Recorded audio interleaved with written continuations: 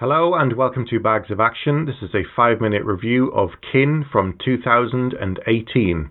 The film is directed by Jonathan Baker and Josh Baker and is based upon a short film called Bagman, written by both of them. On the surface, this film looks like nothing more than a revenge film. Recently released from prison, Jimmy Solinki reunites with his family, Eli, and his father, Hal, who he has a difficult relationship with. But he's in debt to some serious criminals from his time in prison. They basically kept him alive and safe from various gangs. Now he has a debt that he can't pay, so he's forced to do something that he really doesn't want to. He steals the money from his father, Dennis Quaid, and things then go wrong from there. The main protagonist in this film, Taylor Billick, is played by James Franco, who gives a convincing performance as a seedy and slimy man. Jimmy's younger brother Eli is trying to do the best that he can, but he's struggling in school, and he's also trying to make ends meet by stealing copper wiring and other things to make some cash to sell on the side for a bit of money. At this point in watching the film, I thought it was just going to be quite a low-key vengeance film where something goes wrong and the two brothers go on the run. And it is that up to a point, but here's where the film takes an interesting twist. Whilst Eli is in an abandoned building looking for something he can steal to sell for scrap, he comes across a number of dead bodies, except they're not completely human. One of them begins to move and he runs for his life. He returns the next night and finds that the bodies are completely dead now, but there's also something there, a weapon that he picks up that turns out to be some kind of science fiction super rifle. And here's where the film gets really interesting. The two brothers go on the run from James Franco and his group of criminals who are intent on killing them. But now there's also some other of these masked aliens that turn up who want their weapon back, and they're using their advanced technology to track it.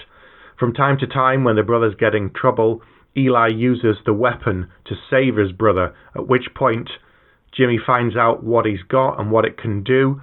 The problem is that Jimmy is quite self-destructive.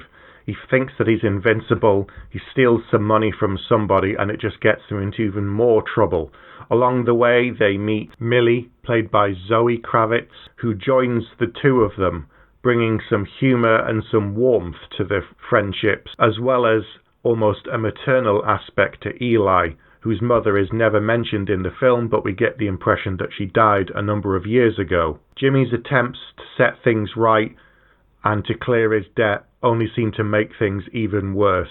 Taylor and his group of criminals are on their trail, as well as the two masked aliens, because every time Eli uses the weapon, it sends out a sort of signal which they can track, which allows them to get even closer and closer.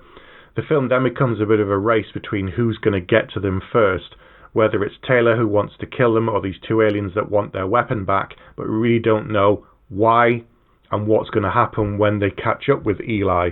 Even though the trailer gives away some of the clues about the special weapon, which is what got me initially interested in it, there were still a number of surprises along the way and twists that I didn't see coming.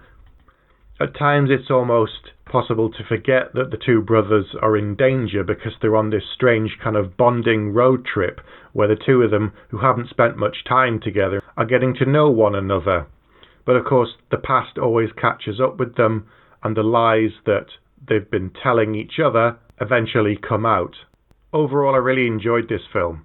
It was quite surprising, and along the way, it morphed into different things. They spend plenty of time building the characters so that they feel like real people, and to make their relationships feel genuine, despite the fact that it's a thriller and they're being pursued by criminals. The pace never lags, the dialogue is quite tight, and even though it's set in modern day, at times it has this kind of strange post-apocalyptic feel to it, where society is crumbling and these people are just doing their best to survive.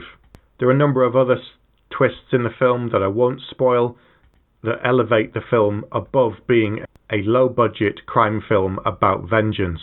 The performances are really good by the main three, played by Myles Truitt, Jack Reynor and Zoe Kravitz, and you completely buy into their strange friendships that develop over the course of this film. So because of all of that and the surprises in the film, I'm going to give it 4 bags out of 5.